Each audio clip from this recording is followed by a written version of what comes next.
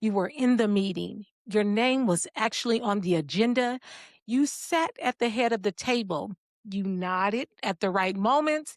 You even asked a few questions. But when the meeting ended, your team didn't even remember you were there.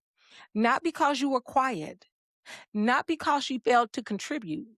They did not remember you because they never fully experienced you. Your body was in the room, but your attention was divided between the conversation that happened before you got there, the email that just came through, the buzzing of your phone or your smartwatch, the next meeting on your calendar, and the crisis waiting for you on the outside of the room. Here's the hard truth.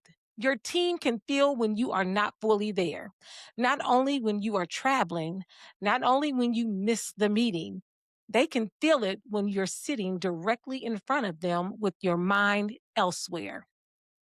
The presence problem is becoming one of the most expensive, least discussed culture problems in high performing organizations because leaders who are everywhere are often present nowhere. And eventually their teams adjust their expectations accordingly. That creates three significant organizational costs. Number one, reduced candor. People are less likely to tell the full truth to a leader who appears rushed, irritated, or distracted. Your team starts editing themselves. They give you the polished version. They bring you answers but hide uncertainty. They show you the progress but minimize the risk. And by the time you learn the truth, the real truth, it's too expensive. The next one is lower decision quality. Executives frequently say they want their people to think strategically, but strategic thinking requires room for questions, tension, curiosity, debate, and reflection. When your presence communicates urgency, people rush their thinking.